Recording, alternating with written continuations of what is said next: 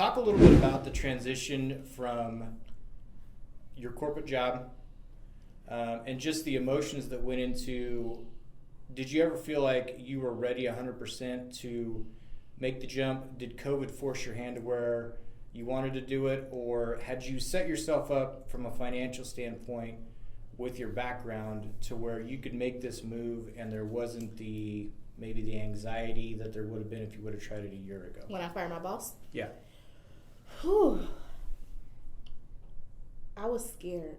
I was scared out of my life. I was scared to fail. I was scared because so many people looked at me. I had all the eyes of the world in my community to believe in me, and I wasn't believing in myself. So were you scared to fail, or were you scared? Was there any financial part of it that scared you, or were you okay there?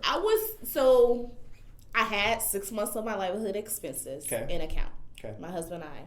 So I always believe in budgeting, controlling your money so it's not controlling you. Savings, pay yourself first. And I always say, don't go work a 9 to 5 and don't pay yourself first. Mm-hmm. Credit, I had excellent credit. I have an 800 credit score. Mm-hmm. I always practice what I preach. So the savings was there, but it's still scary. Even if you have that, is because you're chasing that sale. It's not that guaranteed income of that biweekly. Although I was a loan officer and I got paid commission and things like that, it was scary to say, how am I going to pay my mortgage?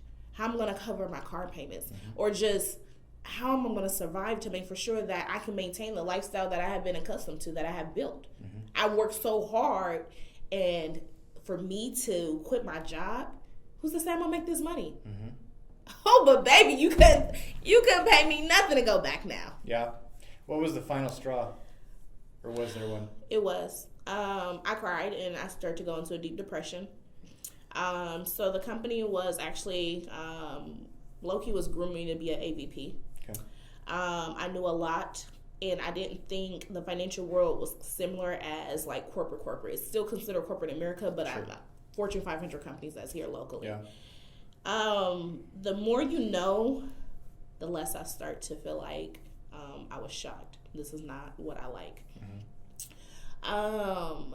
What I did not like was I had perfect attendance. I would be the first one to come to the bank, the last one to leave.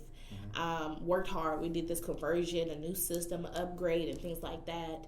And I just started seeing so many different changes. So about 6 to 9 months previously, they did the massive layoff of a lot of execs. Okay. And I started thinking from perspectives like, why would I work for a company for 20 years and I'm close to retirement? I lose all of that, mm-hmm. all my benefits, like in the blink of an eye. And they did it right before they was doing bonuses.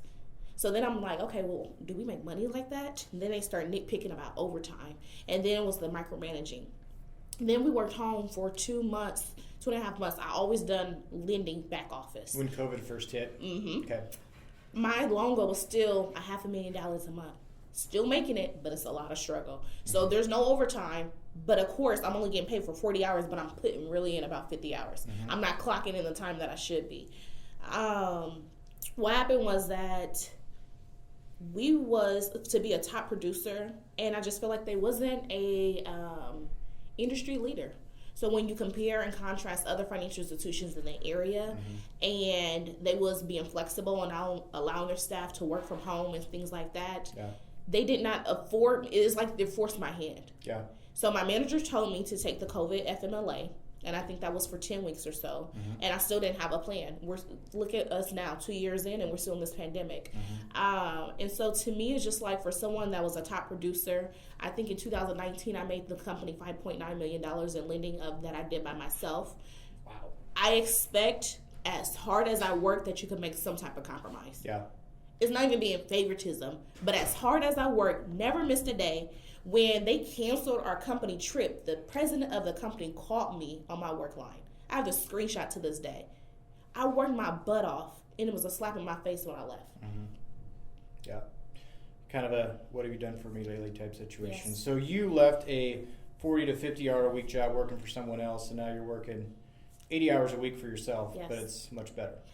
That I make more money working for myself. Mm-hmm. I built BTS. We did really good last year. But also within that is something that I love. I'm passionate. I have the freedom. I didn't like that if I have to ask to go to my daughter parent-teacher conference that I have to leave late, or to go to a Valentine's Day party or a holiday program and things like that, is based off the availability. Yes, I understand it from a corporate and company standpoint, but at the same time, is that I hated feeling less than adult when I have to go in and ask for time off. Yeah. As hard as I work, when I want a vacation, I want a vacation. No questions asked. Right. So that was tough. So yes, I do put in more hours. I put in over 80 hours a week. But what I am doing is I'm working harder now so I don't have to later down the road. Yeah. To where I'm making more money but working less. Does it feel like you're putting in that many hours? It doesn't, because I'm passionate about the work that I do. Exactly.